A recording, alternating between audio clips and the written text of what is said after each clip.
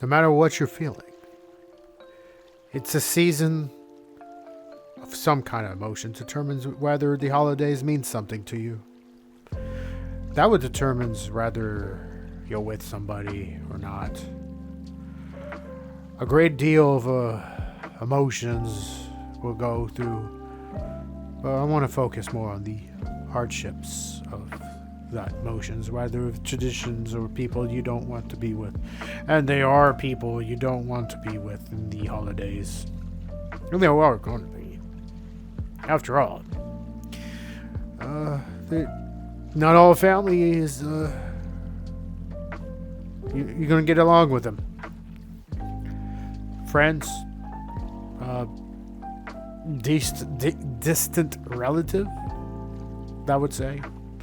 Like, let's put in perspective of you're with somebody and they're a relative of somewhat measured you don't like. And it's okay. At most, it's one of those, you don't like the holiday because you have to see that guy, that gal or person. Well, just know that you're not living with the person. I mean, you just have to deal with it if it was the loved one. But if it's something like a relative that, it's whether it's your blood or not, it's some kind of connection. Whether it's a pleasant or non-pleasant connection. It's nonetheless, try to be respectful, even though they're not. But why? Well, you feed more fuel to the fire. You're going to make matters worse. Just know that is a temporary state. And eventually, you'll get back to living to normal life, whatever that is.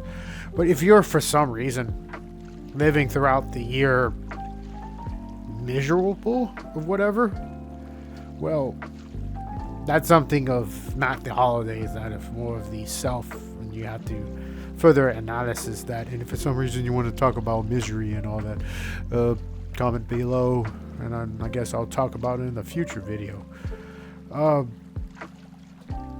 But back onto the subject of dealing with relatives within the household that you have to deal with. So, I think about the relatives of such. It's temporary.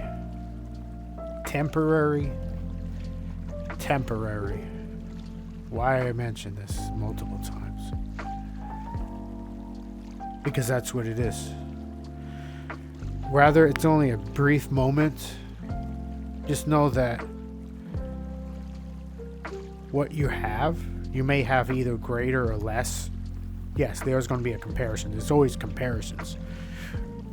Yeah, if the person's living better than you or worse than you, but understand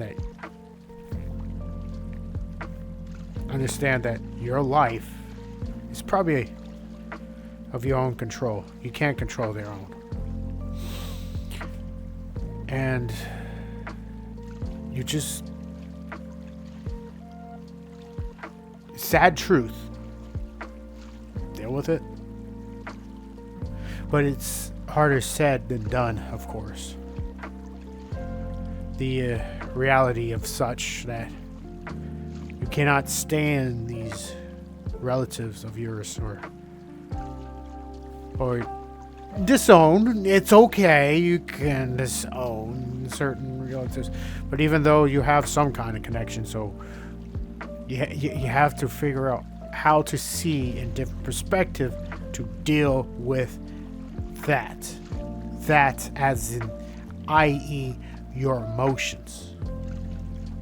Yes, you cannot stand them, but also the thing that you can control is yourself, how you feel things. Whether it's sitting at the family dinner table, you don't have to have direct connection with them. You don't have to talk to them directly. You just see them. If they see you of less, in return, you can do the same. I.e., they think of you garbage, you think of them garbage. But of course, respectfully, of course. So if that doesn't mean like, oh, they slam your hand on the door, that doesn't mean you do the same. I'm just saying, respect is a two-way street. I'm not saying to completely disrespect them, but respectfully disrespect them. What do I mean? Respectfully disrespect them? That's funny, isn't it? Well, it's relatively easy. They don't pay no mind to you. You don't pay no mind to them. You just don't consider them. If they say pass the plate of potatoes, well, just pass it. No, like please and thank you. You just don't go all the way of respect. Now, I'm not saying to throw the hot potato and it's hot and it's right on their lap. No. You just lessen the reaction that you give. That is what I meant. He doesn't have to say please. He doesn't have to say thank you. Only for some reason they reach a certain level of your own respect, and you give that respect to them.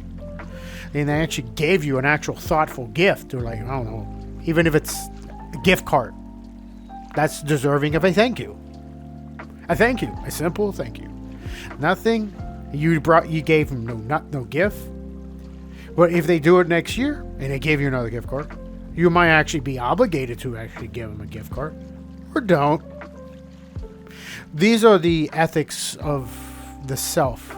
You develop your own ethics throughout the time. Ethics are,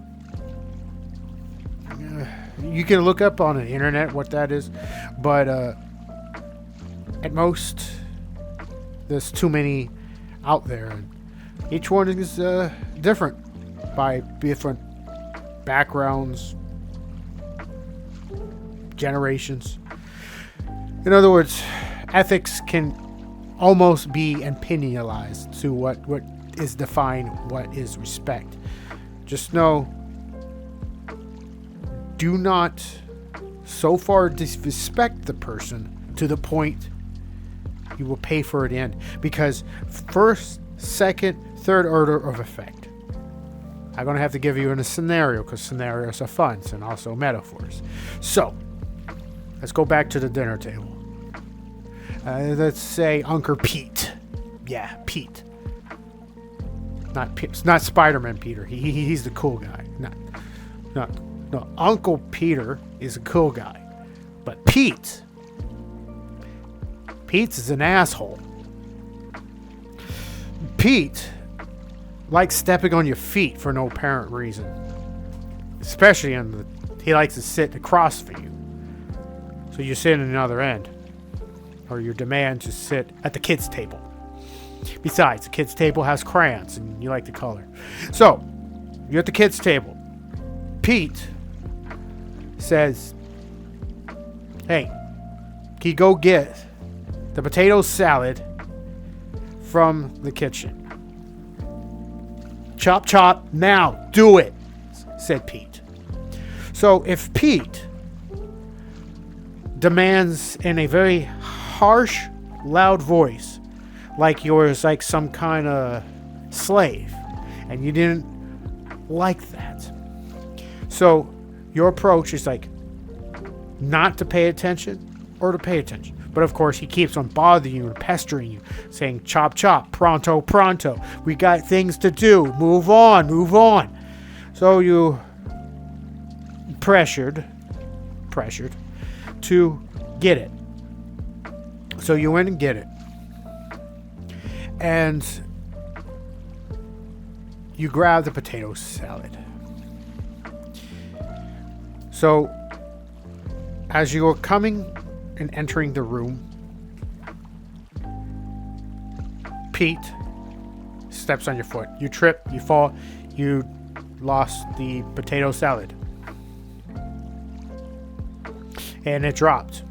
You fell down, face first. Pete is laughing. You got a few other people laughing, but other people was actually concerned and worrying about you. But of course, they wasn't that loud. Even though they're concerned, but they didn't speak up saying, ask if you're all right. Because the drowning of the laughter is all you hear. But with that,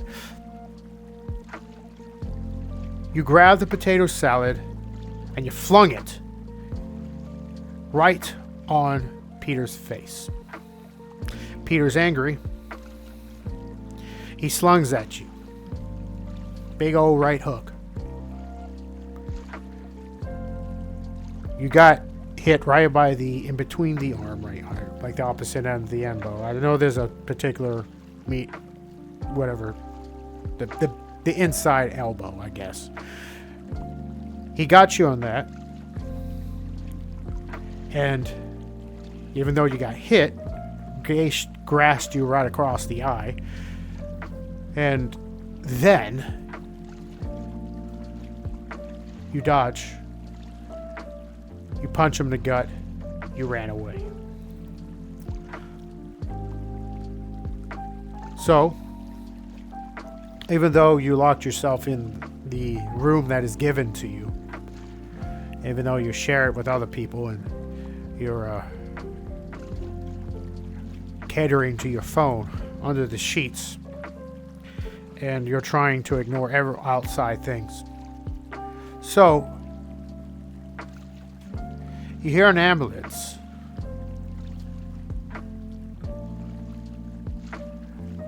And you was curious of what was going on. You peek yourself outside.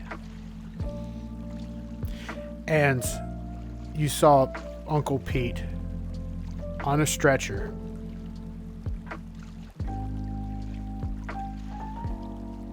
You went downstairs to, or whatever, to ask what happened to Pete. Everybody looks at you with anger. You hit him so hard he caused internal bleeding. You rupture his pancreas.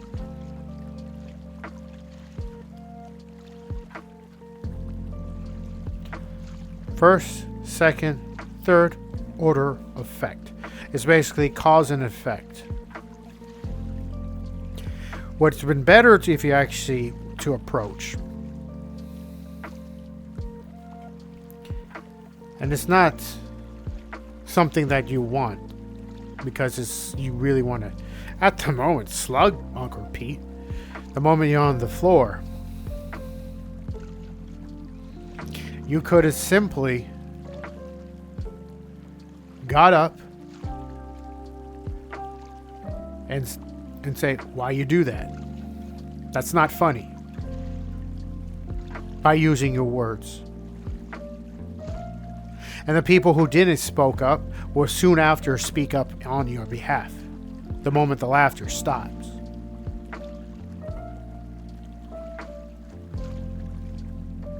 So that was a option. Another option. The person, maybe the head of the household that's probably there. Well, hopefully it's not Uncle Pete's the head of the household. To be honest, you can not set foot in that household.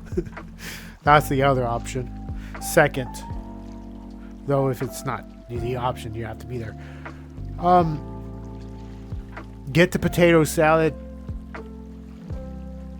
Get the potato salad. And don't come back. There are options to every predicament. It's just a matter of knowing what it is, knowing the consequences of what those are. Of course, it's hard to come up with every single consequences on the fly. Not everybody can think of it. That's why you rehearse it in your head. You know how each person, how they behave, right? By knowing them for years. If you don't know, well, hard to say. Get to know them. Not to know them to be friends, for sure.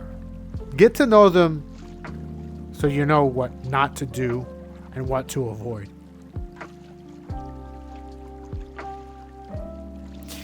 There are going to be unwanted guests. There are going to be in scenarios. It's not just because of the holidays. You can plug this in at a wedding. You can plug this in a family reunion, a high school reunion, a big old party.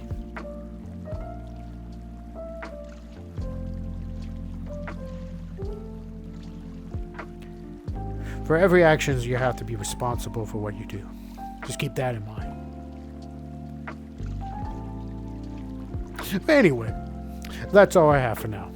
Be sure to leave a like, comments, and be sure what other topics that you may be interested in, because I sure have a great deal of knowledge within my noggin, and I'll be sure to actually read in every single comment because I live for and strive for those comments. So until next time, happy holidays.